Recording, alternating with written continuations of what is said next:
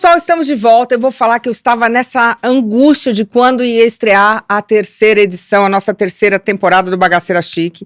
E sempre quando a gente começa uma coisa, a gente fica pensando, né, quem vai ser o primeiro convidado. Mas antes de eu dizer quem é o meu primeiro convidado, que é uma pessoa que eu já conheço há muito tempo, que já tem uma certa intimidade, abafo casa, eu quero dizer para vocês assinar o canal, ativar o sininho, compartilhar, deixar o seu comentário, dizer o que você quer ver. E se não gostar, também não precisa falar, tô brincando. Aí você fala assim que vai que, né? A gente pode mudar de ideia. Bom, esse primeiro episódio tinha que ser com uma pessoa especial, uma pessoa com conteúdo, e tinha que ser realmente uma coisa que fosse marcante. Então, obviamente, eu tinha que chamar uma pessoa que eu gosto muito, que eu já tenho uma intimidade, e por isso eu chamei ele.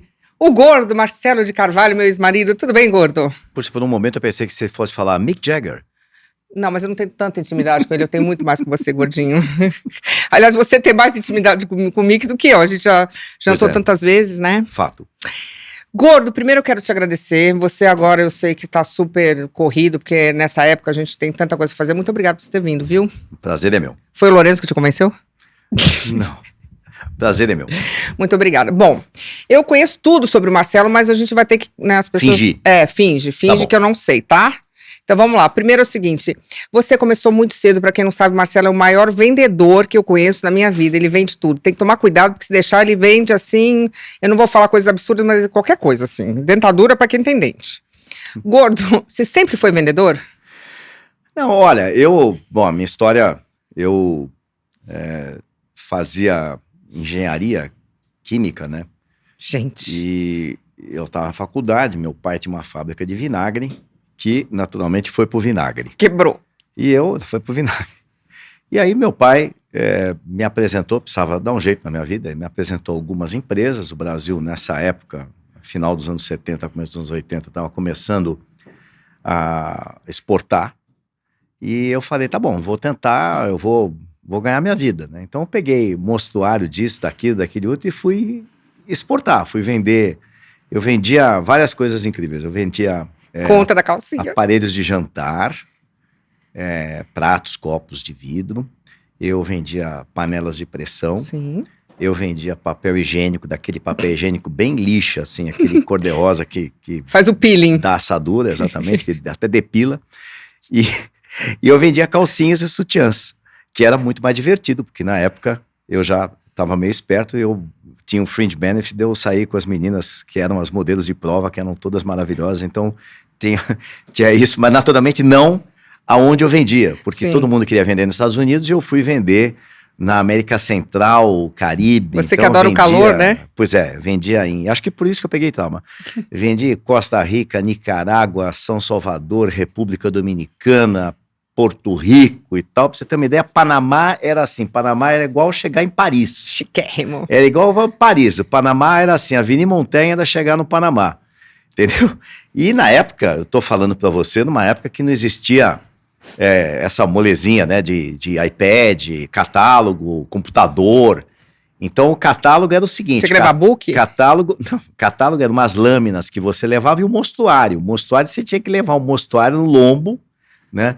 E, por exemplo, esses países fazem assim, Panamá, imagina, Panamá fica na linha do Equador, mais ou menos, né? Então, faz 45 graus, ele odeia 100% de umidade, e levar a amostra mesmo, a amostra no lombo e tal. Mas eu comecei a vender, vendia pra burro, e comecei a ganhar dinheiro nessa época, foi muito bom, né? Depois eu desaprendi a ganhar dinheiro.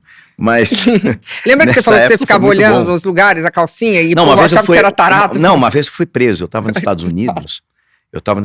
Eu ia nas lojas americanas, eles levavam os lançamentos, né? Lá eles lançavam as coisas, né? E nessa época foi lançado a Victoria's Secret, estava começando, né? O Leslie Wexner, que é o dono da Victoria's Secret, um gênio, visionário. Estava começando e eles lançaram o poliéster toque de seda, que é uma seda sintética na época. Hoje é muito fácil, tudo tem isso, chinês e tal. Na época a Itália começou a fazer isso e foi uma revolução, porque era um tecido como seda, mas barato. E eu estava lá na loja, né? Eu não me lembro que loja, se era Macy's, se era Bergdorf, uma dessas grandes lojas de departamento americano, que eu ia lá para comprar amostra, né? Comprava um mundaréu de amostra para depois mandar fazer igual aqui. E eu tô lá na loja, tô lá assim, né? Assim, e fico lá meia hora Parece um na tarado. loja, fazendo assim. E não vai, a segurança me pega, falou, o senhor pode me acompanhar? Falei, mas por quê? Não, o senhor pode me acompanhar? Falei, mas por quê? E eu tava com uma mala, nessa época todo mundo usava umas pastas executivas. Eu vou pra segurança, ele me faz abrir a mala tinha 500 calcinhas. Esse é o tarado da calcinha. Até eu explicar pro cara, não é. Eu vivo disso, eu vendo, eu sou distribuidora, eu tenho uma distribuidora grande, fiquei meia hora lá falando com o cara. Imagina a tua cara, olhando as calcinhas. Mas era enfim, uma época muito bacana, muito divertida. E panela, era legal vender panela?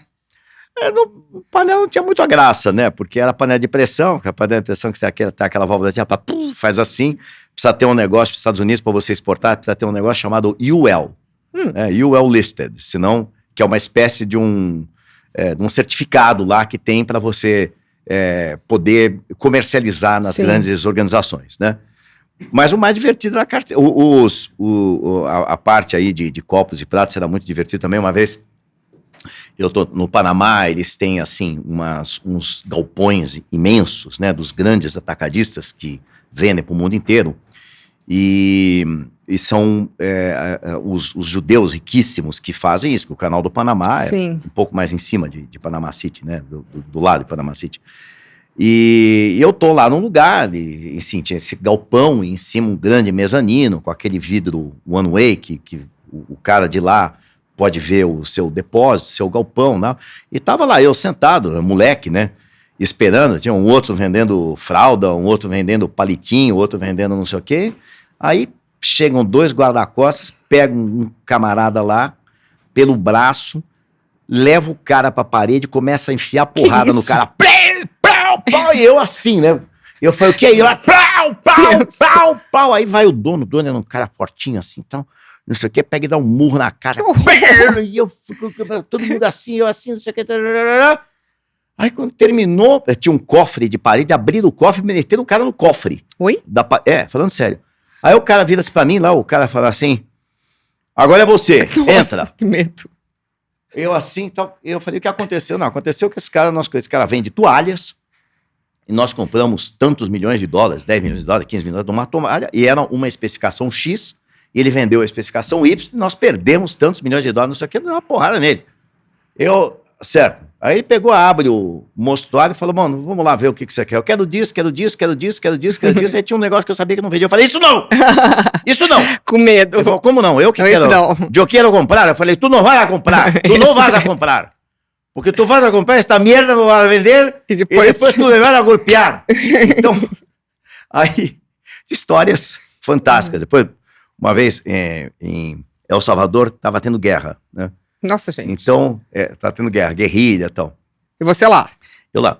Então, tinha um negócio, tinha um boinguinho que fazia todos esses paizinhos aqui. Quando ia fazer o Salvador, você precisava assinar um waiver, né? Que você não responsabilizava o governo se acontecesse alguma coisa com você e tal. Nem sei se tinha um negócio pra onde que mandava teu corpo.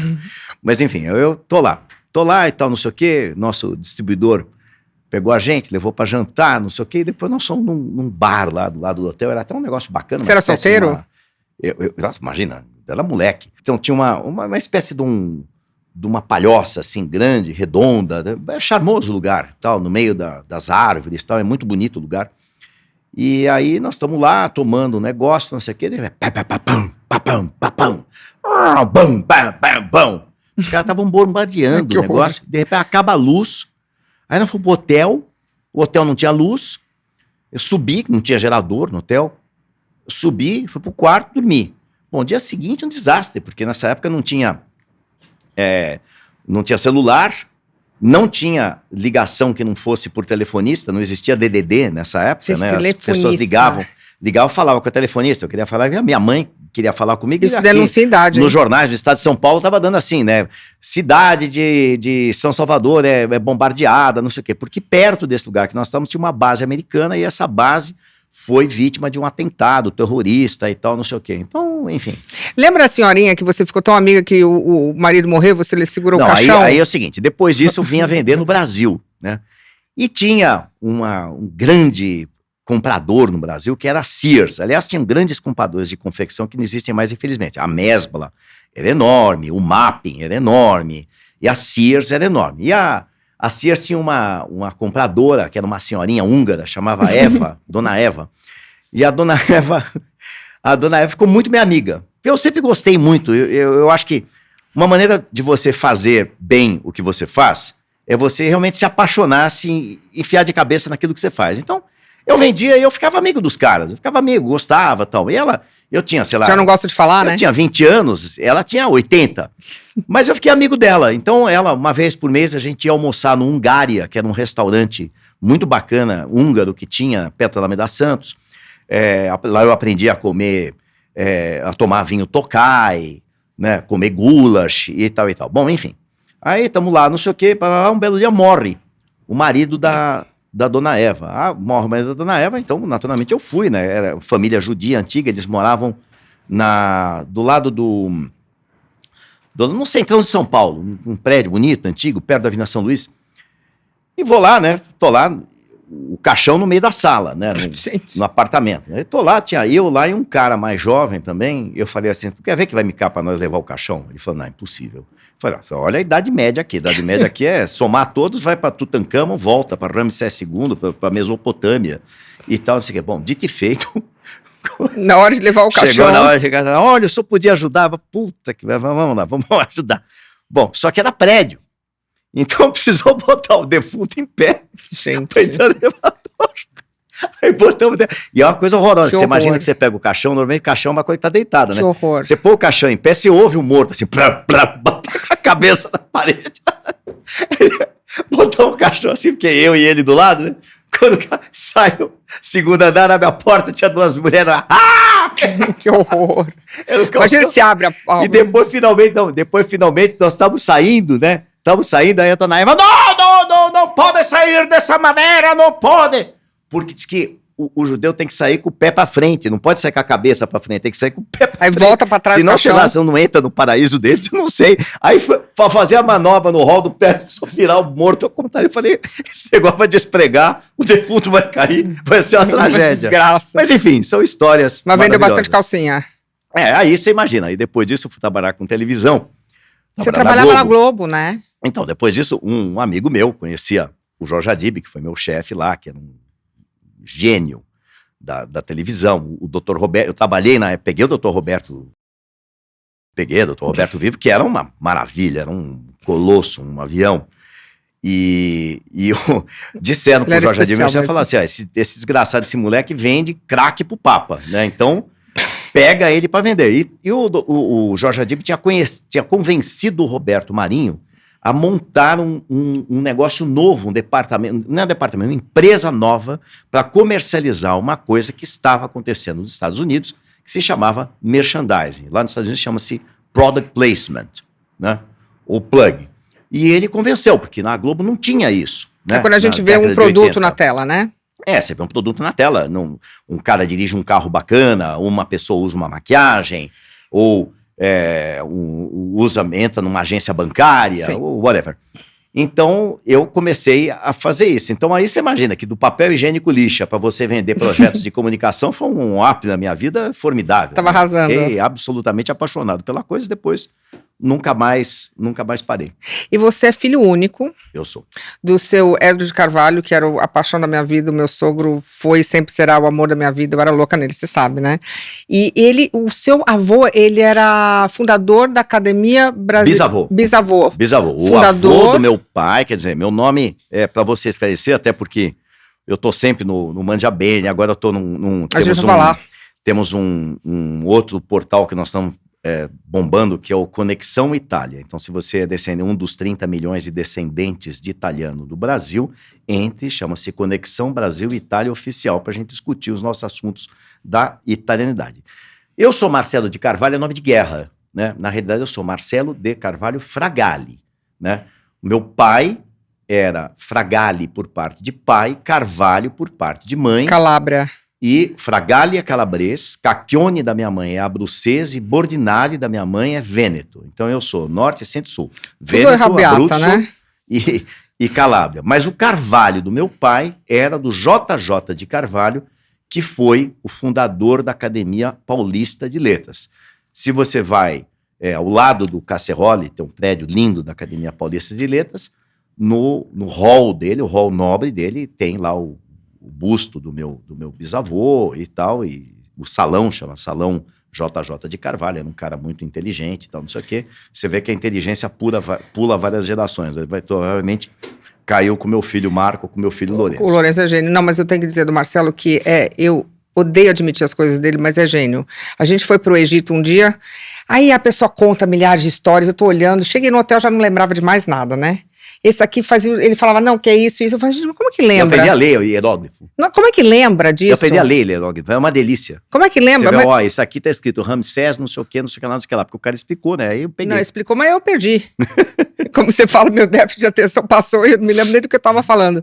Aliás, você é engenheiro químico. Por que você foi estudar engenharia? A gente foi pegar as meninas bonitas lá? Porque justamente nessa época meu pai tinha uma fábrica de alimentos e eu falei assim, bom, agora eu vou ser presidente da Fiesp, eu vou ser um grande industrial e tal. Aí a fábrica foi pra breca. Depois eu casei, eu falei assim, agora eu vou ser banqueiro. Quando eu casei com a minha ex-mulher, número 2, a família dela tinha um banco. Eu falei, agora vai ser uma beleza, agora eu vou ser banqueiro. Mandei fazer aqueles testes tropical inglês brilhante, assim, de meio verde. Meio com brilho. Do Olavo Setúbal, né?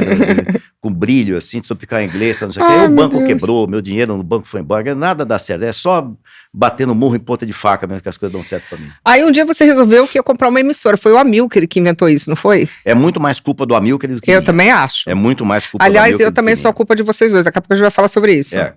Mas, e você resolveu comprar a televisão, você tinha ideia da dificuldade que ia ser? Não, na realidade, quer dizer, é um processo evolutivo, né? Nós, depois que eu saí da Globo, nós montamos, eu e o Amilcar, um negócio que fornecia serviços de telefonia adicionada para todas as emissoras de televisão. Então nós sacamos... A Tecnet, né? TeleTV. Ah, era outro. A TeleTV. TeleTV era um consórcio entre a Tecplan, que era uma empresa associada à Tecnet, e a TVI, que era minha.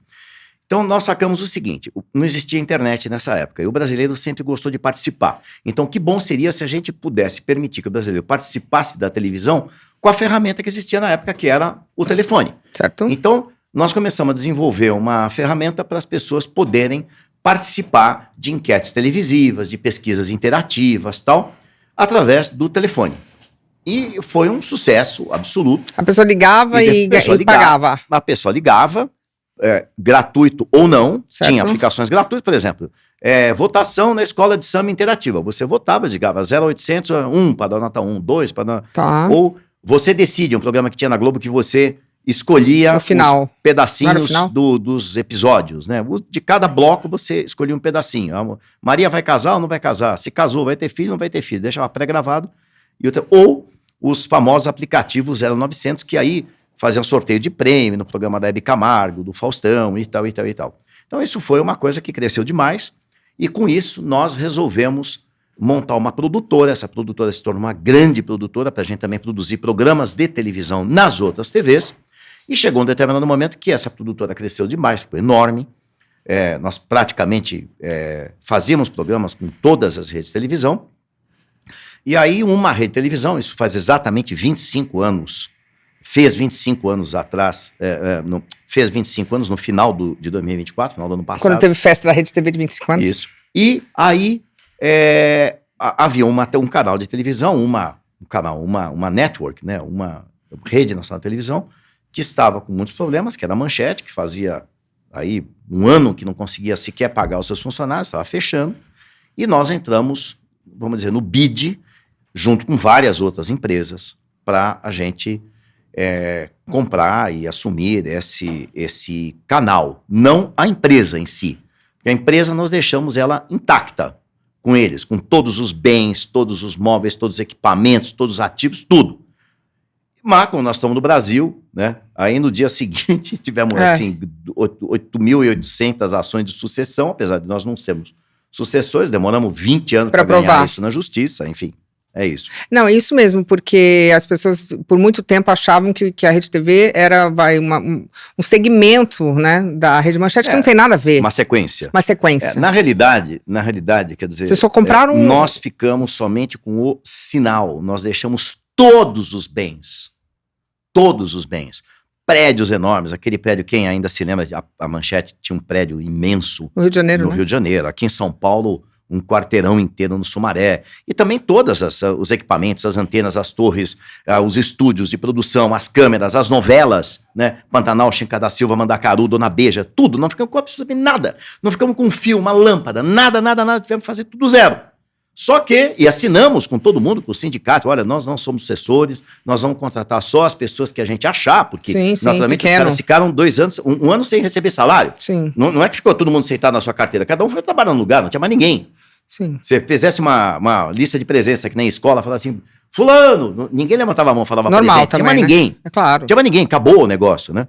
Mas depois tivemos aí 800 milhões de ações trabalhistas, e demoramos 20 anos pra gente ganhar, ganhamos, ganhíssimo, Sim. ganhérrimo, ganhadérrimo, realmente que não éramos sucessores de nada, como de fato não era. Só que até aí foram milhões pelo ralo de prejuízo. Eu vivi porque isso. Infelizmente, um problema que nós, empresários, sofremos muito no Brasil é quando há uma instabilidade jurídica. Isso é muito complicado, porque você precisa, normalmente você vive num cenário que você sabe que o teu contrato vale.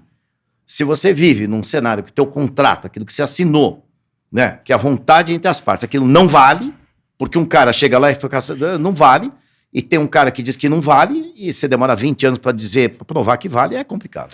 E como você consegue ter essa calma? Porque o Marcelo, ele, quando vem problema, eu sempre falo assim, se acontecesse uma coisa muito grave comigo, até hoje a primeira pessoa que eu ligo é para ele. Até por essa questão de ser engenheiro e de resolver problemas. Como que você consegue manter a calma na hora do perigo? Eu acho o seguinte, primeiro, eu acho que a minha formação de engenheiro ajuda muito nisso, né? E o Amilcar também.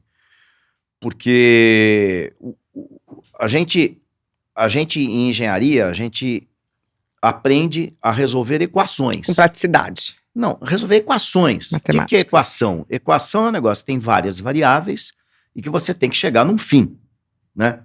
Então você faz uma árvore de decisão. Olha, se acontecer, pode acontecer isso ou isso. Se acontecer isso, eu vou para cá ou para cá. Se acontecer isso, eu vou para cá ou para cá. Isso é uma coisa. A outra coisa é o seguinte, você precisa ter coisas para você pensar outras coisas também. Entendeu? Então, seja uma reforma na tua casa, seja você cuidar do teu cachorro, seja você lavar o carro, seja você, no meu caso, cozinhar, que é uma coisa que me dá muito prazer. Então, você precisa ter coisas que te dão prazer, que você faz pra você dar uma desligada de vez em quando, senão você morre. Sim. Né? Eu durmo muito pouco, você sabe. Opa, sei. Eu sou um insone, infelizmente, quem trabalha comigo é bombardeado de madrugada, eu acordo, eu vou dormir, sei lá, 1h30 da manhã, aí eu acordo às 2, às 3, às 4, às 5, às 6 eu levanto. Então eu fico mando WhatsApp, mando e-mail, mando não sei o quê. Dorme pouco mesmo. E aí mesmo. eu fico pensando nas coisas, tal, não sei o quê, penso numa coisa bacana, vamos viajar pra tal, fico olhando hotel, olhando não Organiza sei o quê. tudo. Então enfim, a gente se distrai, mas fundamentalmente eu acho que o sangue frio que te dá você ter uma capacidade analítica do problema que você está vivendo. Por isso que eu nunca discuto com ele. Só deixa ele. Normalmente ele tá certo, então. Não é verdade. Vai. Bom, voltando para a cozinha agora, já que é um amor da vida do Marcelo, e vou te falar, depois que você tem o Marcelo cozinhando, é ruim, porque é só downhill. Eu realmente me acostumei com algumas comidas que ele faz, e até hoje eu tava reclamando, porque o peru de Natal dele é o melhor peru, gente. Aquele peru molinho, assim, que você corta, o negócio vem. Segundo a minha filha Manuela, agora é o dela. Bom, porque ela tá ajudava, ela ajudava mesmo. Mas o peru, na realidade, quem gerenciava o peru era você. Eu começava a cozinhar na noite anterior. Na noite anterior. E ficava lá o peru, e nunca mais eu comi. Nunca mais eu comi um peru tão gostoso, gordo, juro. Não, então, a história é a seguinte. Eu juro. Eu sou de família italiana, né? Então, eu nasci... Mas tua mãe cozinhava? Minha mãe cozinhava eu nunca vi, porque quando eu a conheci, ela já Minha mãe cozinhava maravilhosamente bem. E o Dedé também? Meu pai cozinhava maravilhosamente bem. Na minha gestão, eles cozinhavam os pratos que eles faziam. Mais. Minha mãe fazia pucheiro, que é uma espécie de um bolito espanhol, que é uma delícia, é um bolito com grão de bico. Fazia maravilhosamente bem. Minha mãe fazia uma feijoada maravilhosa. Minha mãe fazia vol-au-vent, Vol-au-vent maravilhoso. A putanhesca, camarão maravilhoso. O meu pai fazia um estrogonofe Sim, divino. Minha mãe fazia uma alcachofra divina, fazia bichisuase divino. Então, eu comecei com isso. Quando eu era pequeno, meus pais tinham um sítio em Sorocaba, perto de Sorocaba, e tinha uma grande cozinha com um fogão a lenha, não sei o quê. E eu era criancinha, o negócio rolava lá. Ficava todo mundo cozinhando, fazendo isso, fazendo aquilo, bebendo, tal. E a mesa a cozinha tinha uma mesa enorme, com um bancão, assim, aqueles bancos de prancha. E a gente ficava lá, até que o momento que a gente dormia no banco mesmo, tal, cozinhando. Então eu peguei isso. E eu acho que a cozinha, ela tem uma coisa de congregar muito legal. Sim. A cozinha não é para comer. A cozinha é um foco de convívio familiar, é muito gostoso. Então eu comecei com isso, agora a cozinha se transformou num negócio também, porque... Tem o Mangiabene, né? Não, eu nunca, você sabe, eu nunca fui ativo em redes sociais, só Twitter que é uma coisa mais hard, né? Mas aí a Cris, minha namorada, tinha rede social, um belo dia ela pegou, eu tava fazendo lá um prato qualquer, e ela pegou e postou, sem eu ver, na rede social dela. No dia seguinte ela acordou e falou assim, nós vamos abrir um canal de culinária. Eu falei, por quê? Não, porque eu postei o nhoque que você estava fazendo e à noite teve 100 mil views no meu. Então eu falei, olha, eu não vou abrir canal nenhum, de absolutamente nada, que eu já tenho 15 empresas, já tenho vários canais, que eu dirijo. Eu me considero um cara extremamente mal sucedido na vida, porque eu queria trabalhar menos e ganhar mais. Ganhar mais eu não consigo, eu só consigo trabalhar mais. Então eu não vou fazer mais nada. Ela falou, você não gosta de cozinhar? Você vai cozinhar. Bom, e lança um Mangiabene, que basicamente é um canal, você que não sabe, @Mangiabene oficial. Todo mundo gosta, viu? Mangiabene, depois coloca as letrinhas aí, eu não sei como é que funciona isso, mas é umas letrinhas que você aparecem. Você sabe como funciona, vai. Não, mas eu não sei, agora no YouTube eu não sei como funciona. Bom, enfim. E nós começamos com essa história. E aí depois nós tivemos uma sacada, como a gente gosta de viajar, uma das poucas coisas que o Google não dá mesmo, é dica correta de viagem. Se você for para qualquer lugar que você não conhece, e você fizer um Google, você vai cair sempre numa coisa paga. Ah, não sabia disso. Sempre, você vai cair num TripAdvisor, ou no Yelp, ou não sei o quê. Não é pago. Você põe assim, você vai, sei lá. É pago, alguém botou lá. Finlândia, você vai pra Finlândia. Só porque eu falei que eu queria ir, vai. Pois é, mas você vai pra Finlândia, você vai pra, sei lá, eu, por exemplo, que vou muito pouco pra Miami agora, né? Eu vou mais pra Nova York. Vamos imaginar que eu queira ir pra Miami, eu quero saber quais são os restaurantes do momento em Miami. Eu vou botar lá, vai aparecer um ranking pago, não vai aquele lugar legal. Sim. Que tá todo mundo indo. Então o que a gente faz? Além da culinária, a gente viaja e fala assim, ó, viemos nesse tal lugar assim assado, que é o máximo. Sim. E isso é um sucesso danado, e é incrível, é impressionante. De fato, nós estamos agora no online, né? Esse canal é online, sim. Evidentemente, né? Eu não sabia.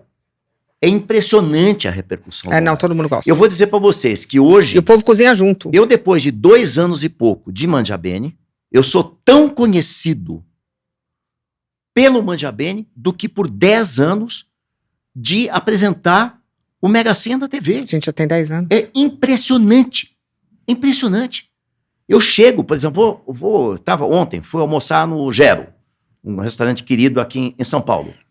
Do restaurante ao banheiro, 2 mesas pararam. Olha, eu fiz o espaguete à carbonara, não sei o que, não sei o que lá. Olha, eu fiz o peixe, não sei das coisas. É impressionante. Nos pararam nos Estados Unidos, nos pararam na Europa. Você cozinha bem mesmo. Então, que ódio. É uma diversão, que é uma coisa muito legal.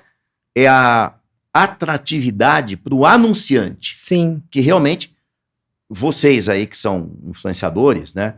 Hoje, antigamente, a única maneira da pessoa, de um artista, vender um produto é se ele trabalhasse ou na televisão ou no cinema. Sim. Né? Ou no rádio, que seja, na época das novelas de rádio. Hoje em dia, cada comunicador se transmutou em um canal. E se ele for uma pessoa que passa a informação com pertinência, com relevância, ele consegue vender. E é ótimo, porque ele está falando com aquele público específico. Quer dizer, você não está dando um tiro de canhão para pegar andorinha, você está falando com aquele cara dentro, naturalmente, cada um da sua praia. Quer dizer, eu estou falando pro cara que gosta de viajar, gosta de comer. Aí tem um que fala de carro, tem um que fala de jogo, tem criança que fala de gamezinho de criança, com milhões de views. Tem gente que fala de música. E, naturalmente, os produtos, os serviços e as marcas, elas estão encontrando nesses novos comunicadores o quê? Novos canais de venda para os seus produtos, canais alternativos, que então é bárbaro. Nós temos grandes patrocinadores queridos aí no Manja Bene, marcas internacionais. Agora tivemos na Itália, fomos convidados pela Antinori, que é uma das melhores marcas de vinho do mundo, para ir lá e conhecer. Tá no nosso canal. Tivemos a honra de almoçar na casa do Antinori, no palácio do Antinori, onde eles fazem o Tignanello, na casa dele, do Piero Antinori, convidado pelo Manja Bene. Quer dizer, é uma loucura. Fora marcas fantásticas, Mondial, eletrodomésticos, Closet, enfim, várias. Então, aqui o que você está fazendo e esse mundo todo do online, em fazendo bem feito, você atinge pessoas no target, que naturalmente você está dando um serviço muito legal para aquelas marcas que estão querendo anunciar e falar com os seus públicos-alvo. Então é muito legal, eu estou apaixonado por isso. E muito legal. Você cozinha tudo, ele cozinha tudo. E quando desanda a receita, como é que faz? Já desandou. Olha, nunca desandou? Não. Você sabe que outro dia me passaram uma receita errada, uma receita do nhoque. Não, esse nhoque é a receita perfeita, porque essa receita o Lolo falou que você fez nhoque em casa.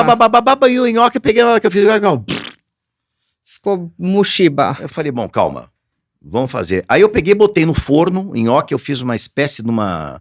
Um nhoque mole. Do nhoque gratinado, ficou uma delícia, ficou maravilhoso. Mas quando desanda de verdade, você... não desanda. Nunca desanda, né? Não desanda. E qual é o prato? O prato que ele fazia que eu mais gostava era um penne arrabbiata. Mas qual é o prato que você mais ama pra você comer? Olha... Risoto? Eu vou dizer pra você. Com o macarrão, eu diria que é difícil bater o espaguete à carbonara. Sim. E como prato, eu realmente adoro o risoto. O risoto é um coringa, né? Que você pode fazer risoto de tudo na vida. Eu já fiz risoto de morango, já fiz risoto de...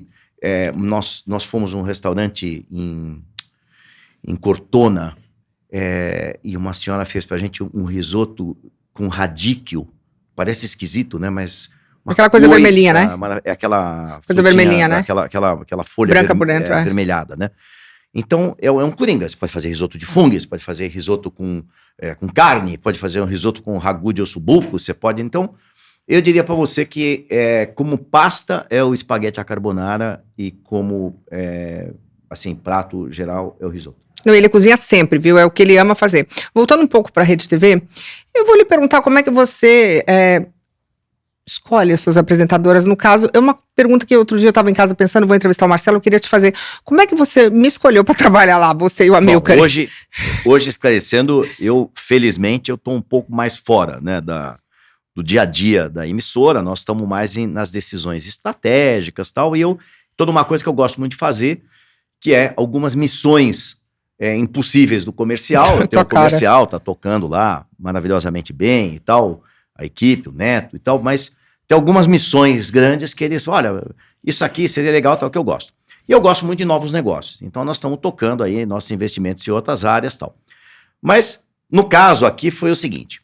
No caso eu. Nós começamos a televisão e, naturalmente, a televisão começou numa reunião com os diretores. O jornalismo era o Alberico Souza Cruz,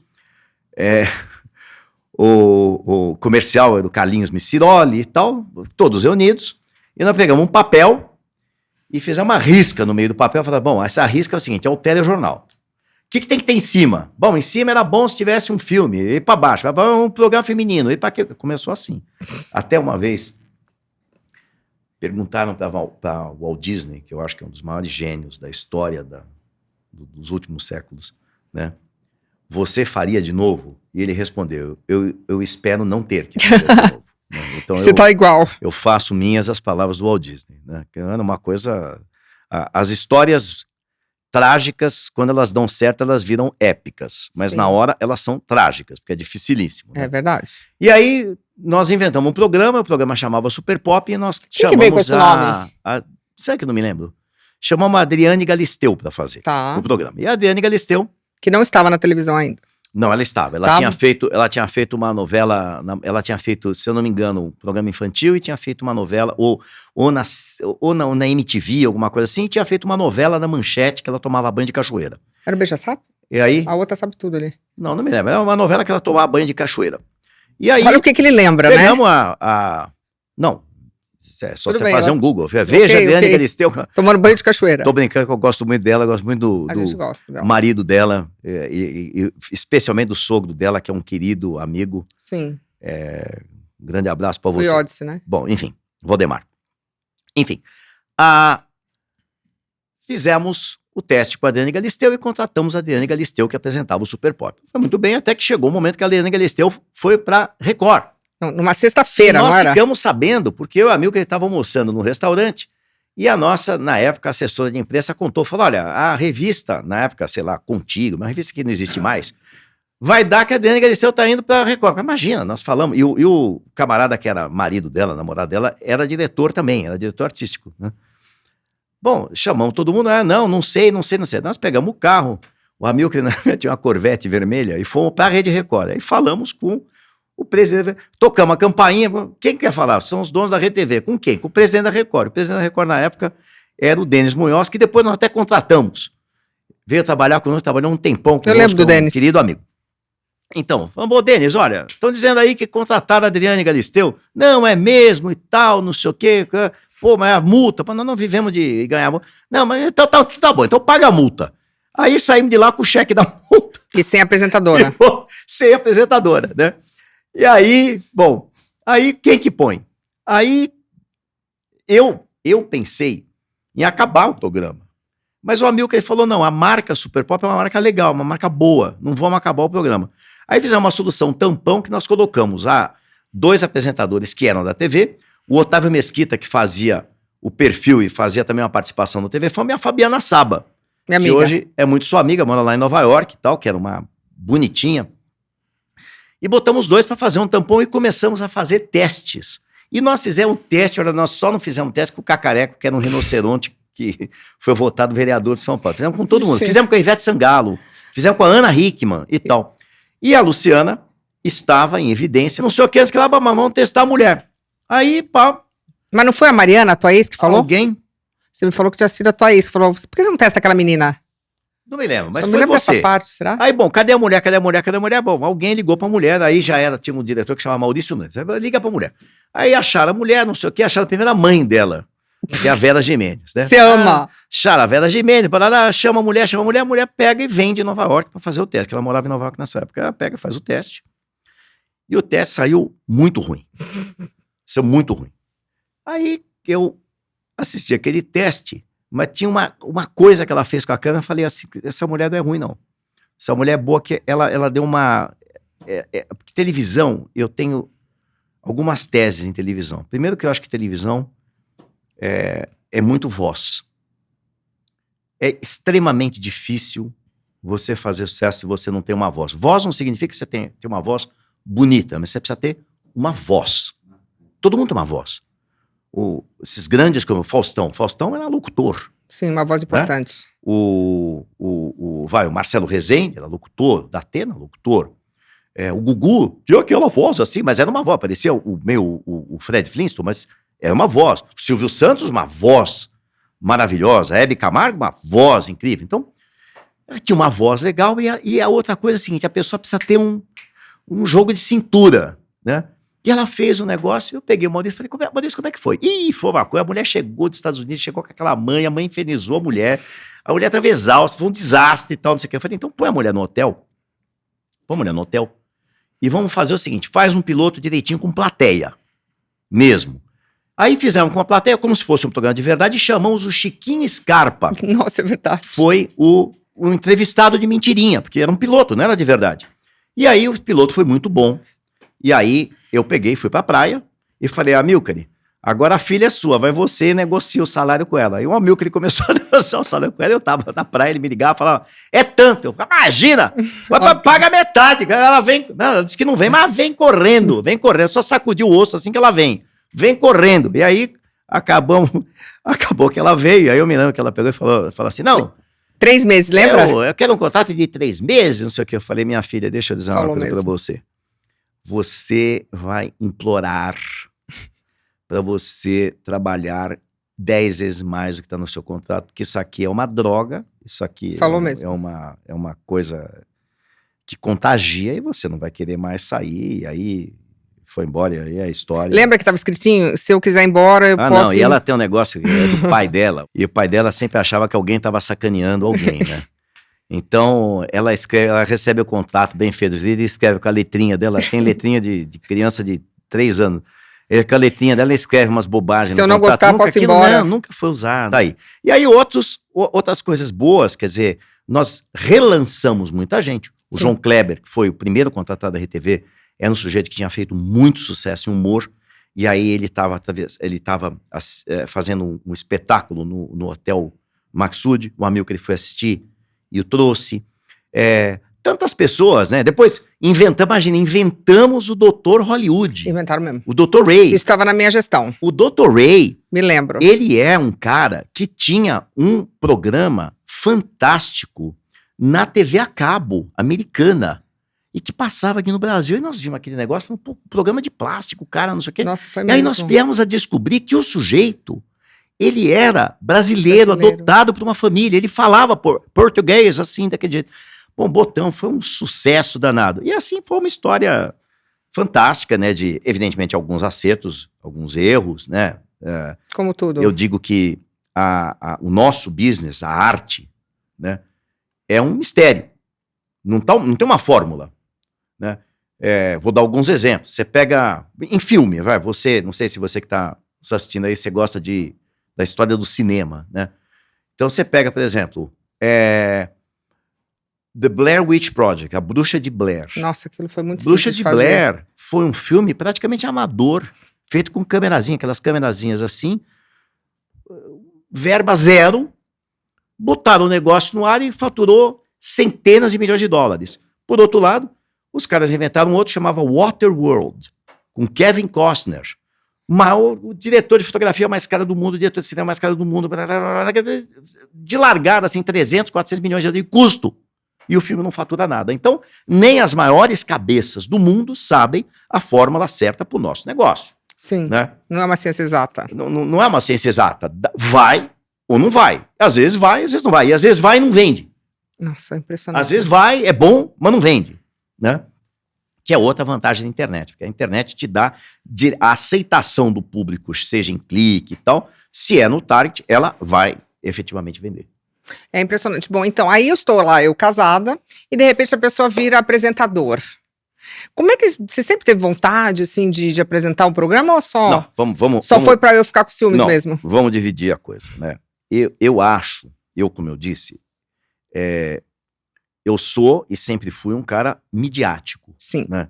Todo vendedor. E eu até diria para vocês que todos os grandes.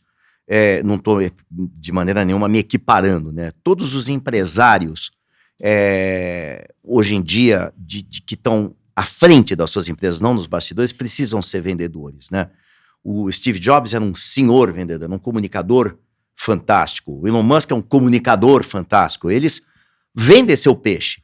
E você tá lá, pelo amor de Deus, não estou me comparando nem com o Steve Jobs, nem com o Elon Musk, quisera eu, de jeito nenhum.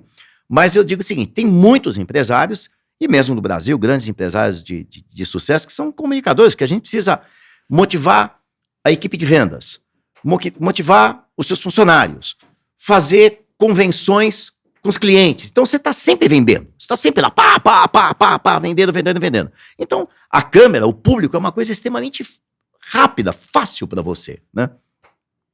Aí, um belo dia, a gente vai para uma feira e compramos um formato. Né, de vários formatos que nós compramos, uma feira internacional, e um dos formatos era um formato que chamava $1 Million Password, que virou o Mega 100, e fizemos uma reunião na TV, quem vai apresentar o fulano de tal. Eu falei, imagina, é um absurdo quanto ganha, e aí fulano, quanto ganha, bom, enfim. E um belo dia eu falei, mas isso aí, olha, imagina essa porcaria, faço eu de graça.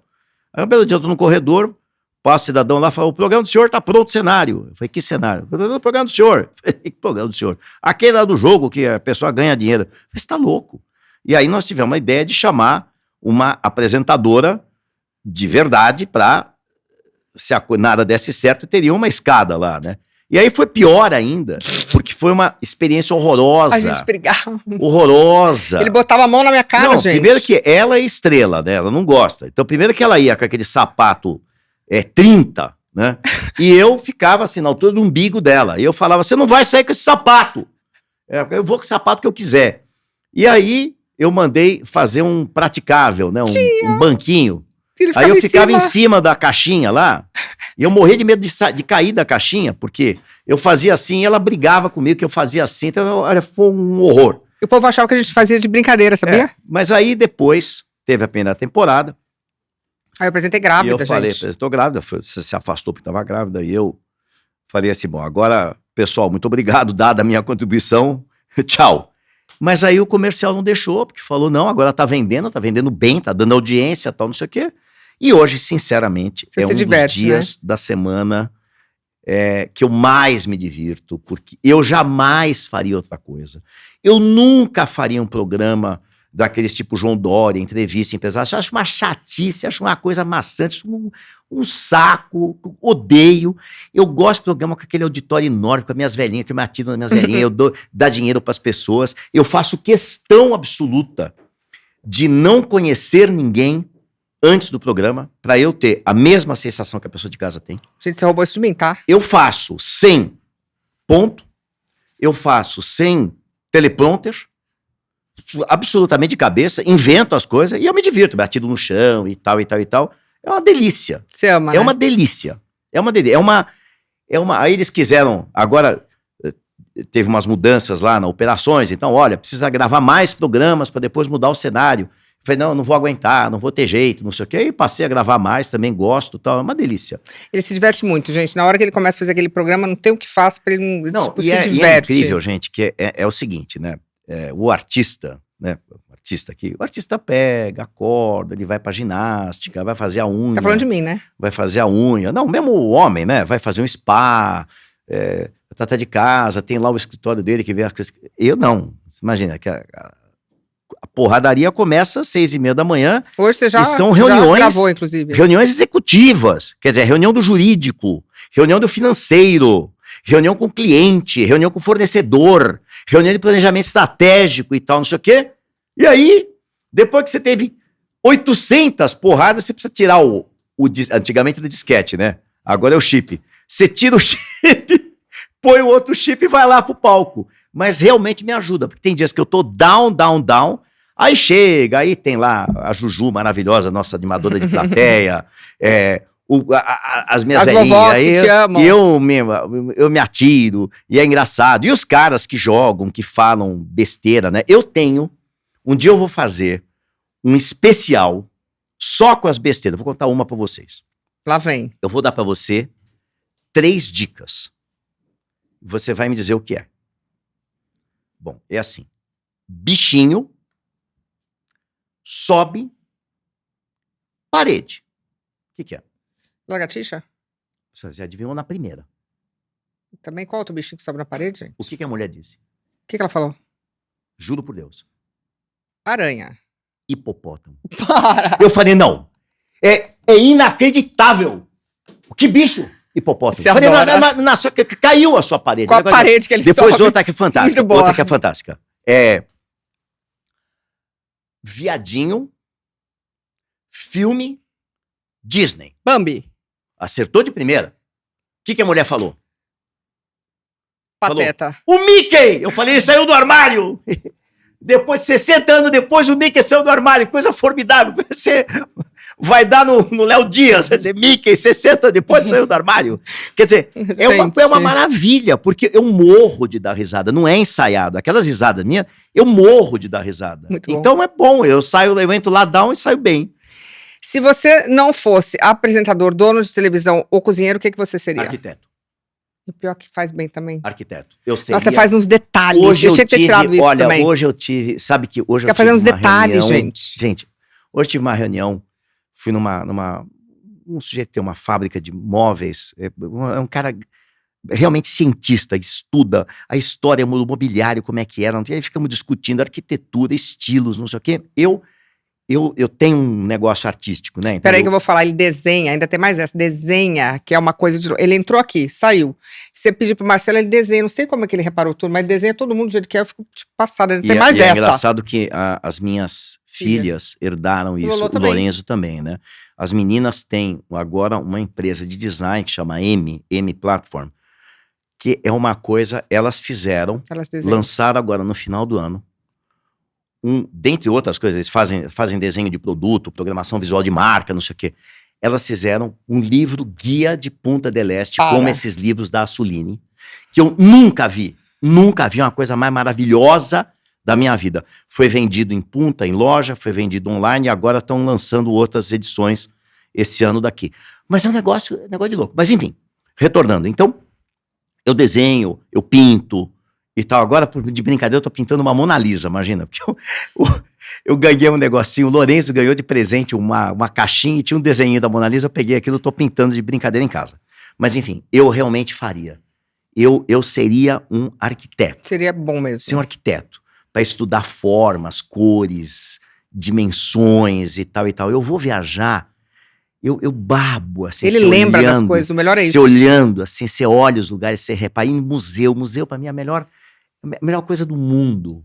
Eu passo, sabe aquela hora que você tá com a mulher ou com o filho, não sei o que, aquela hora que os caras cansam de museu e falam, ok, deu, vambora. Aquela hora que eu tô começando, que eu quero sentar, eu quero ficar uma hora olhando aquele negócio. Eu teria uma coisa com artes visuais, gráficas e tal. Desenha, né? Eu seria. Não seria médico. Acho que talvez eu desse um bom advogado, porque eu gosto de argumentar. Nossa. Né? E aí eu ganharia muito dinheiro, porque agora estão ganhando bilhões aí os advogados. Mas prazer sensorial mesmo seria isso. Conta do teu bichinho que você tinha. Qual bichinho? Que você desenhava. Não, eu tenho uma galeria de personagens. Mas você tinha um que você gostava muito. Tem o Felício Bocamole, o Fifi, tenho tudo, tem uma galeria de personagens. Fez história em quadrinho, imagina. E tinha uma história, o Felício Bocamole. Sou filho único, então eu ficava, imagina, tem milhares, eu tô parado, hoje em dia, até hoje, eu tô desenhando, assim. E as pessoas ficam tanto na internet que não precisam literalmente criar nada, eles não conseguem ler. Tipo, nosso filho se pegar um livro, eu acho que ele não sabe nem manusear. Sim e não, porque... Primeiro que a internet, em que pese essa questão de jogos, não sei o que lá, as crianças são muito addicted nisso, né? Mas o acesso à informação que eles têm é muito grande. Tem informação bobagem, né? Tem uma série de teorias da conspiração no TikTok, que é uma bobagem enorme. Eu, por exemplo, não entendo o TikTok. É uma linguagem que essa não me ganhou ainda. Mas tem também, outro dia, estavam discutindo... ele e o Marco, meu filho, estavam discutindo altas coisas que eles aprenderam lá. E o Marco, meu filho, que é gênio, é empresário, é um espetáculo, ele é o maior conhecedor de história e geografia que eu já vi na minha vida, e ele aprendeu num jogo, num game fantástico, que se chama Rome Total Wars. Ele ficava naquele Rome Total Wars, é um jogo até legal pro seu filho. Seu filho, em vez de jogar Fortnite, né, tenta isso. São batalhas históricas, reais. Então você fica sabendo da história daquela civilização, como é que era, e ficava lá o dia inteiro. Hoje o cara é genial, tem uma cultura imensa. Uma vez nós estávamos num museu em Los Angeles, tem um museu extremamente importante. Qual que era esse? Do Getty Villa. Tem dois, tem o Getty Museum, que é o moderno, e tem o Getty Villa, que é uma reprodução feita de uma grande vila romana, que era a vila do sogro de Júlio César. O sogro de Júlio César era um cara riquíssimo. E o Jean-Paul Getty, que era um grande bilionário do petróleo, ele mandou construir uma reprodução fidedigna daquela vila de Júlio César, e lá ele tem a coleção de obras de arte antigas dele. E numa das salas lá, tinha uma história, uma linha do tempo, né, de todas as coisas. O Quinho nessa época, tinha 13 anos ou 14 anos. E tinha um guia. A gente foi lá. Com uma turma, falando pipipi, papapá, papapá, papapá, papapá. E o Marco pegou e falou assim: Sir, I'm sorry, but you're wrong. Pro guia. E o guia falou: No, son, I'm right. E aí o cara parou na hora, eles consultaram, e o meu filho estava certo, imagina, com 13 anos. Era coisa o guia turístico lá do negócio estava. Então, tem o sim e tem o não, essa história, né? eu acho que cultura é cultura. Quanto mais você recebe, não interessa de onde, você sempre absorve, né? E, naturalmente, você tem que dar um guia, né? A gente sempre procura fazer com que leiam, as meninas leem demais, demais. O Marco é um cara extremamente informado de tudo. Hoje em dia tem podcast. Sim. Como aqui, então tem o Lucas também tem podcasts culturais e tal. Então, é só ter um foco para as coisas, não para as coisas que não prestam, né? E eu acho que dá para você tirar, nessa era da informação que a gente vive, muita coisa boa para os filhos. Gordo, então já que tá falando de filho, me conta, você tem 4 filhos e ainda criou o meu, né? Então são 5 ao todo. O Lucas, você pegou ele com 3 aninhos e assim foi. Como que é Marcelo pai? As pessoas talvez não saibam, Marcelo eu acho maravilhoso. A história anterior, vamos lá. A Renata, minha primeira mulher, tinha 2 filhos. Tinha 2 filhos.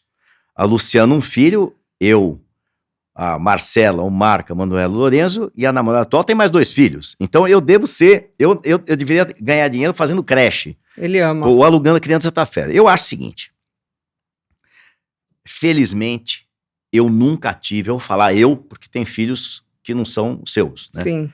Eu nunca tive problema com filho na minha vida.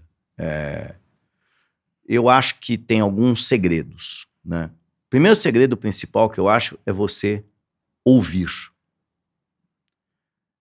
E eu vejo muita gente que diz que tem diálogo com o filho, mas não ouve. E o diálogo com o filho, ele não é o unilateral. O diálogo com o teu filho é você ouvir. Ouve a treta. Ouve. A outra coisa que eu acho é o seguinte.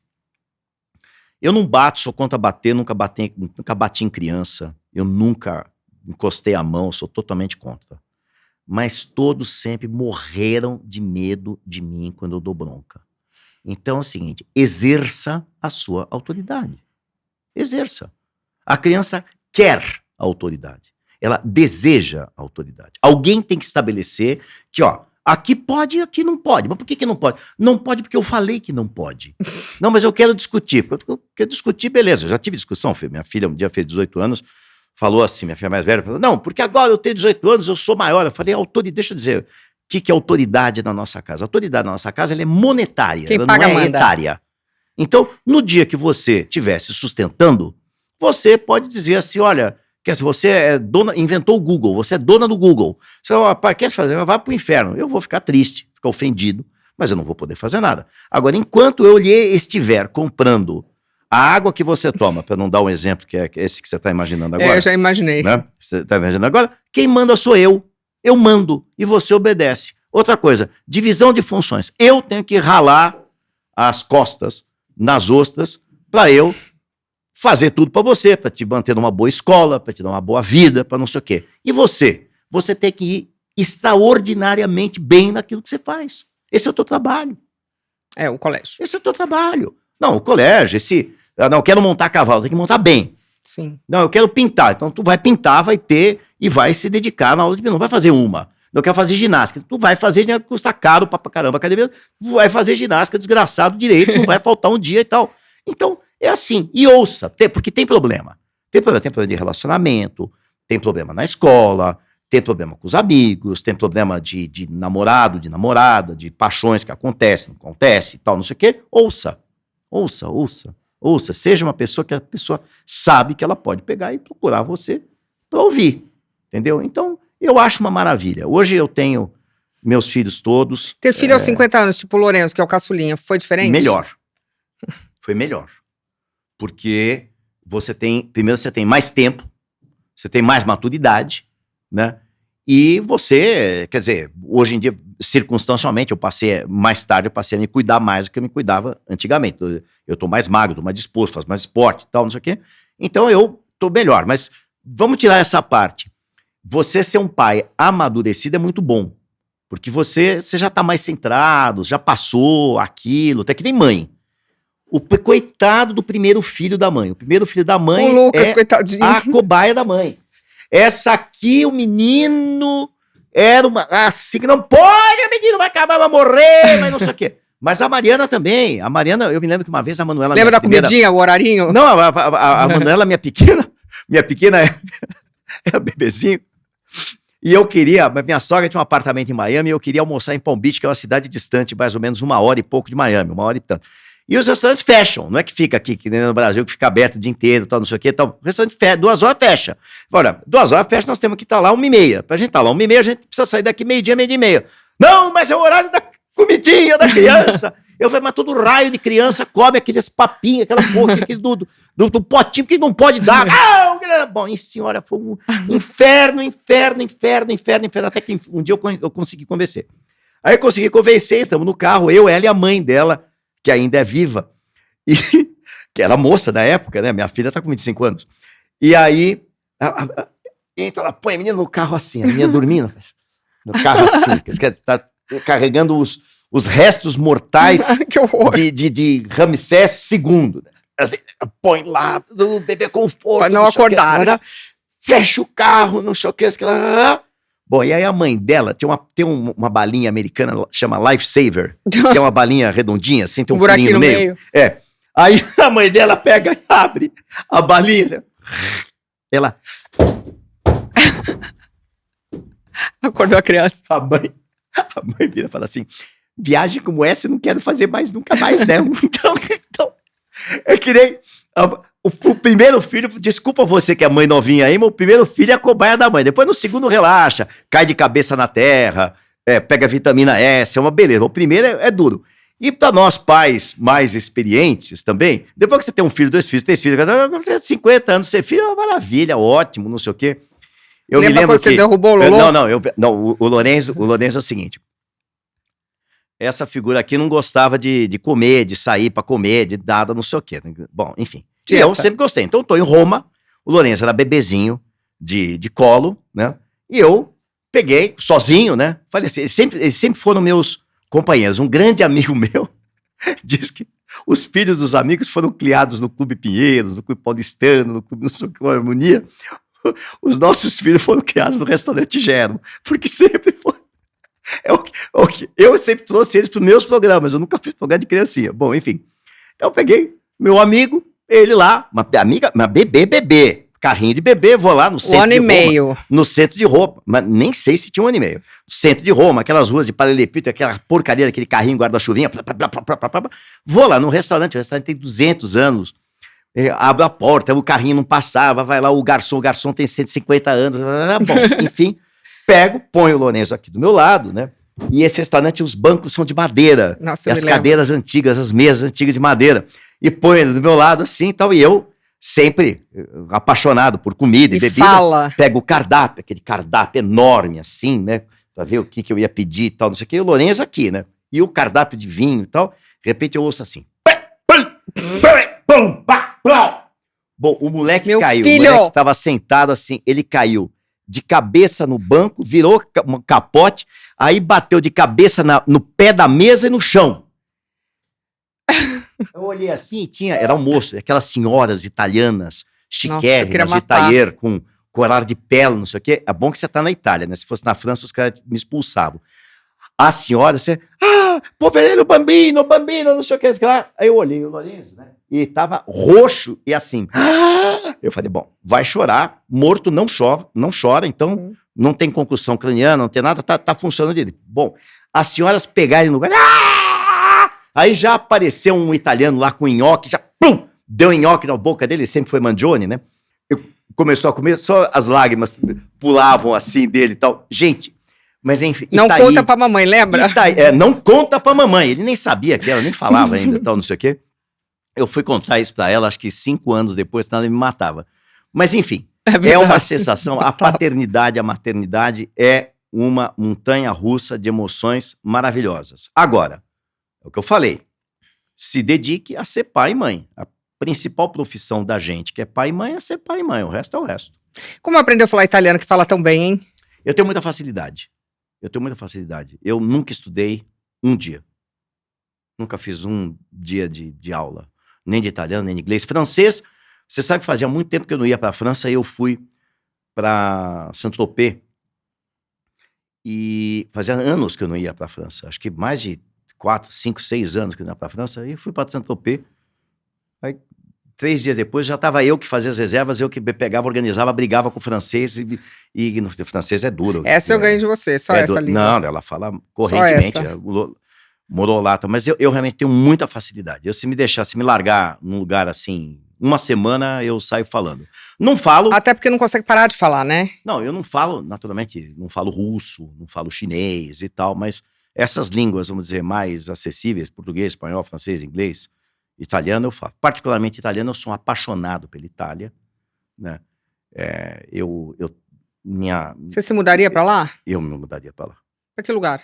Eu me mudaria para lá. Toscana? Eu teria, eu vou dizer, eu teria, mais velho assim, eu teria uma casa no interior, né? Com uma coisa assim de fazer um vinho e tal. Nós tivemos agora na vinícola de um amigo nosso, o Nick, que fica numa cidadezinha perto de San Gimignano, uma vinícola maravilhosa, vinícola do ES, é uma beleza, faz o vinho Luminosità, é uma beleza, o Alucinante, que é uma beleza e tal, e um negócio para fazer vinho, fazer eventualmente um azeite e tal, e estaria naturalmente uma casa menor, um apartamento e tal, não sei o quê, em Roma ou em Milão, né? E o bom é que a Itália, eu brinco o seguinte, a Itália é um conjunto de países. Cada região da Itália é um país totalmente diverso. Como o Brasil, você vai aí para os Lençóis Maranhenses, é um país. Sim. Rio de Janeiro é um país, Porto Alegre é um país, Santa Catarina é um país. A Itália também tem essa diversidade. Eu vou dizer que mais, né? Porque é um país mais antigo, então você tem mais história, mais aquela diversidade culinária fantástica. Então, seguramente, tá no radar. Rapidinho, um vinho. Vinho, Guadualtasso. Um lugar. Essa é duro, hein? Essa é duro. Porto Cervo. Não rouba minhas histórias. Um programa de televisão. Programa de televisão, uma série que eu assisti que se chama The Offer. The Offer. Assista. Aonde? Na Netflix? A história... Eu não sei se é Netflix, agora tem tantos, né? É a série da história do Poderoso Chefão. De como foi feito o Poderoso Chefão pelo Martin Scorsese, pelo grande produtor que fez, é uma coisa de louco. Melhor seriado, melhor programa de televisão que eu já assisti na minha vida inteira. Um restaurante no mundo inteiro.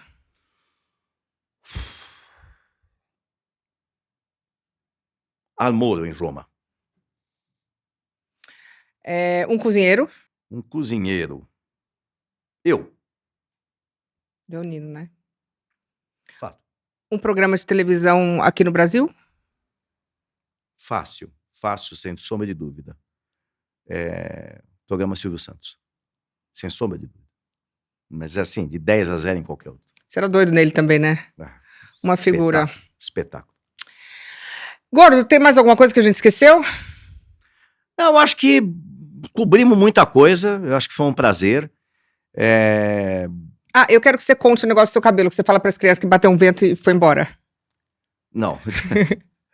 Coisa horrível, mas só para te contar rapidamente, eu comecei a ficar careca com 17 anos. Ninguém fica careca com 17 anos, eu comecei a ficar careca com 17 anos. E eu tentei tudo que você pode imaginar, porque com 17 anos era uma loucura, né? Então eu tinha, por exemplo, meu pai, bom, eu tinha uma namorada, Bia, no Rio de Janeiro, que o pai dela me levou para cortar cabelo com maçarico. Ficava com um cheiro de gato queimado, uma coisa horrorosa. Aí meu pai viajou, comprou um negócio que chamava não sei o que, kit. Eu começava, tinha que estar na minha faculdade às 7 da manhã, eu tinha que acordar às 4. Porque assim, lave o cabelo, enxague, passe o produto A, deixe 15 minutos, aí passe a bisnaga B, depois passe o creme C. Eu começava às 4 para estar pronto. Nada adiantou e o cabelo caía. Aí, eu tinha uma tia que eu gostava muito, que era minha tia Iole, que ela me resolveu a careca. Eu vejo que hoje em dia tem cara que faz implante, nunca faria implante.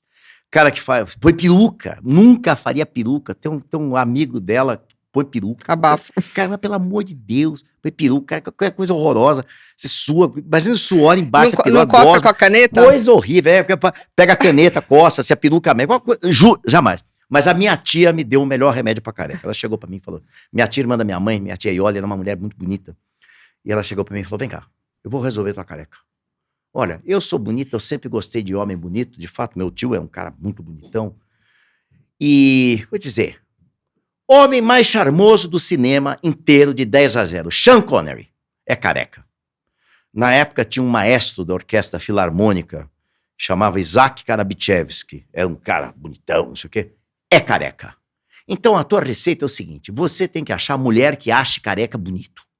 Aí você acha mulher que acha careca bonito e você vai ficar careca e vai ficar feliz. E a partir daí, a minha história foi uma história de mulher que acha careca bonito. Não é o que diz as más línguas, mas... E aí, maravilha, eu brinco que eu careca assim, não me dei mal. Imagina se eu tivesse um topete. Mas conta que você falou pra criança que bateu o vento. Não, aí meus filhos, mas por que você é careca? Eu falei, porque passou o vento e foi embora. Eu chamava, falava, tchau, Alfredo, tchau, Luiz, Carlos, tchau, não sei o que, e foi embora. E o Lourenço fica desesperado, falando, eu vou ficar careca que nem meu pai.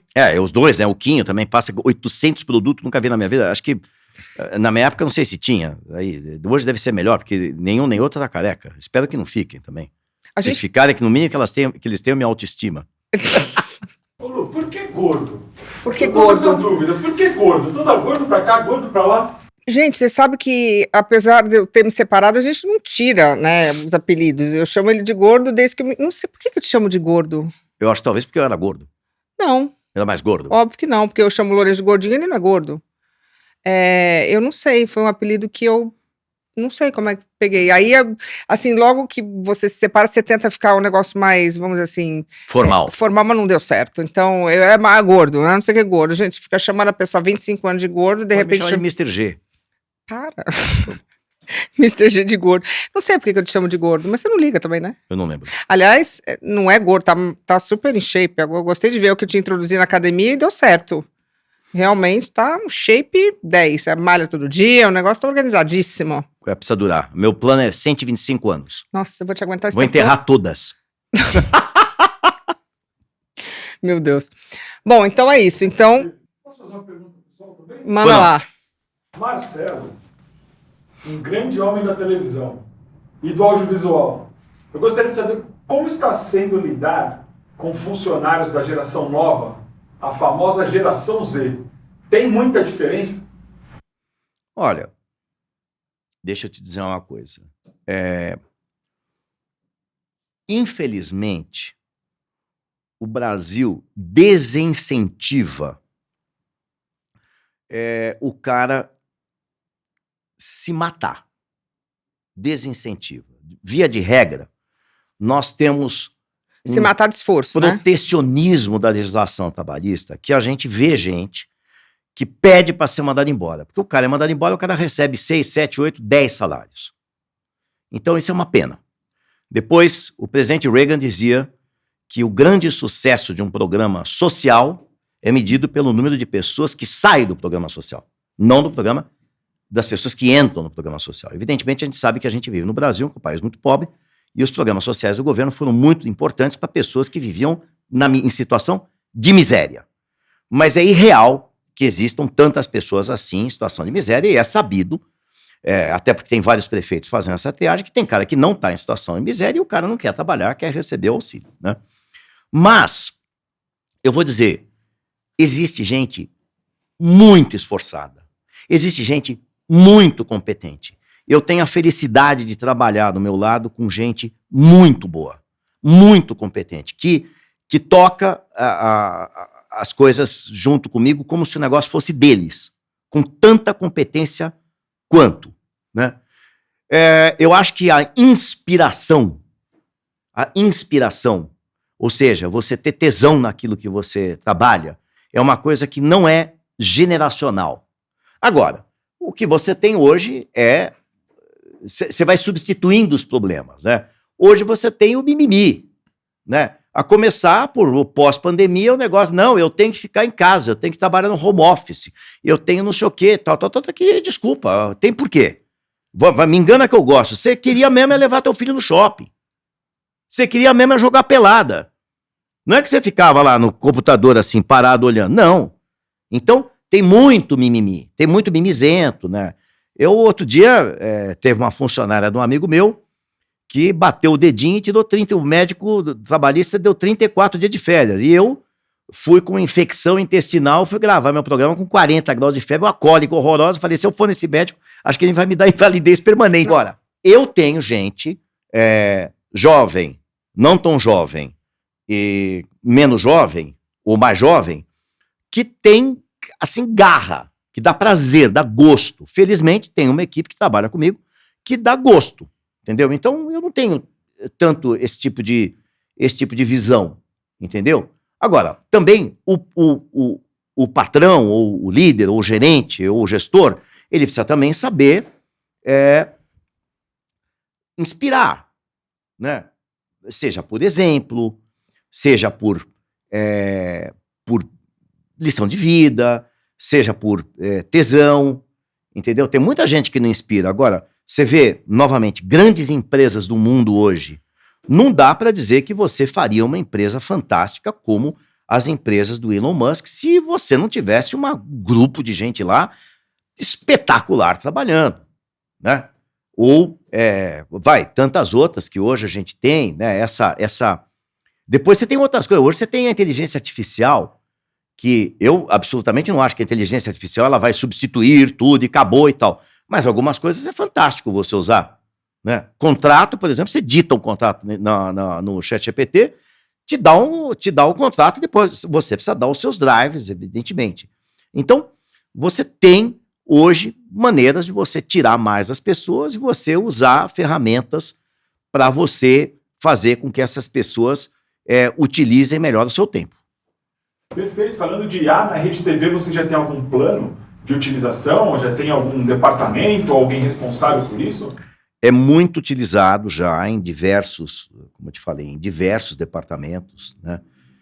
Você, por exemplo, na criação de cenário, você fala, o Edu Guedes, que agora está conosco, na primeira reunião, nós estávamos discutindo teses do cenário da cozinha dele, e eu peguei e falei, fazer uma cozinha provençal de tons primordialmente claros, a madeira tem que ser em tons mel, os acessórios têm que ser provençais, assim, assado, cozido, não sei o quê. Então, rolava a reunião, no final da reunião, eu peguei, esse cenário, né? É esse cenário. E fez. Obviamente, depois a cenografia projetou, nas medidas adequadas do estúdio, você tem que ter toda uma preocupação com luz, com sonorização e tal, mas é fantástico, né? Você tem hoje áreas e áreas e áreas que você pode utilizar e vai evoluir muito mais.